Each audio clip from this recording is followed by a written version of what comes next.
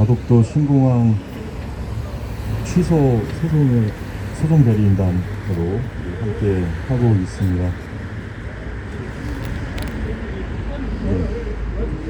이 여러분들께서 잘 설명해 주셨듯이 가덕도 신공항 특별법은 특정한 사안을 위해서 입법된 그러한 처분적 법률입니다.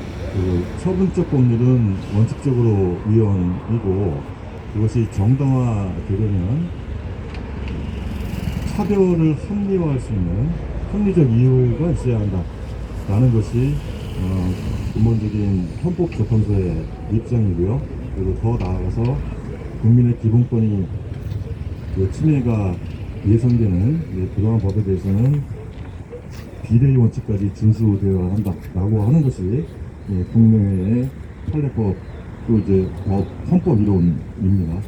그런데 그 가덕도 특별법 같은 경우에는 이 차별을 정당화할 수 있는 그런 어떤 합리적 이유가 존재하지 않는 것 같고, 비례 원칙을 심사하는 기준인 목적의 정당성부터 정당화되기 어려운 그런 위헌적인 법률이라고 생각합니다. 그래서 그 대리인단이 보고 있는 특별히 중요한 그러한 실체적 이유에 대해서 몇 가지만 말씀을 드리고자 합니다. 그 179명이 사망한 무안공항 참사에 인간이 묻생명들의 서식지를 파괴할 때 어떤 재앙을 닥치는지를 응변하고 있습니다. 무안공항은 하나갑공항이다 라는 별칭을 갖고 있듯이 정치적 논리로 다양한 사업입니다. 당시 사업 타당성이 50%로서 적자가 필연적인 예측되었었죠. 그리고 실제로 무안공항의 5년간 적자액은 1,200억 원입니다.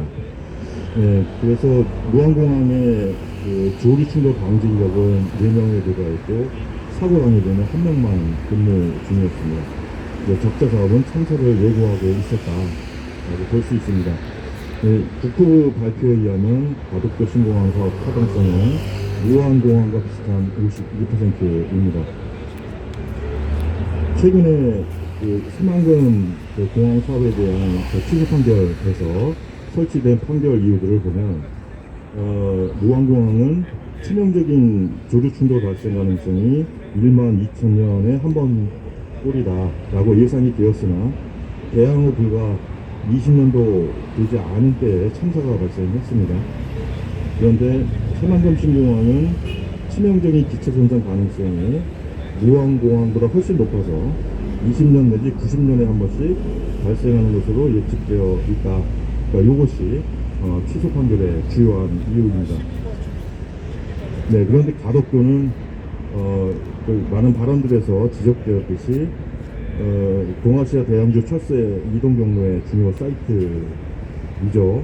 맹금류를 비롯한 구름이 수많은 철새들이 이 경로를 이용합니다. 그리고 6m가 넘는 대형주류 재갈매기 월동지로서 비행기 이착륙과 정확히 동선이 겹칩니다.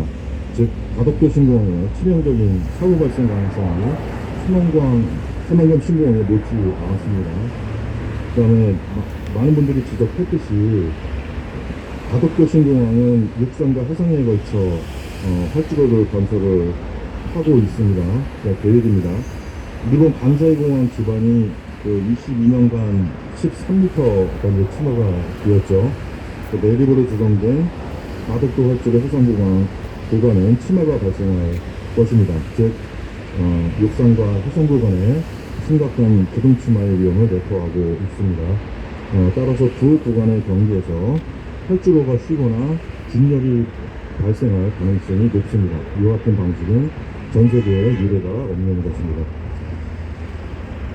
가덕도의 건강한 숲에는 상갱이, 긴꼬리딱새, 팔색조, 두견이, 대홍란 등 수많은 멸종위종, 법정보호종들이 살고 있습니다. 이 생명들의 서식지인 국수봉을 폭파해서 흙과 돌로 가달며 공항을 만든다는 부정입니다. 그러니까 이와 같은 초현실적인 그 자연 파괴 행위가 지역균형 발전이라고 하는 그런 법익과 균형성을 과연 갖추고 있는 것이냐, 이러한 것이 정당화될 수 있는 것이냐 라는 것에 대한 법의 정당성에 심각한 그런 의문이 있습니다.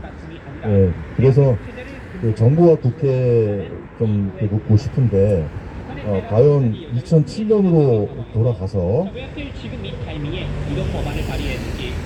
다시 돌아가더라도 무한공항 사업을 과연 승인하실 거냐라고 묻고 싶고요.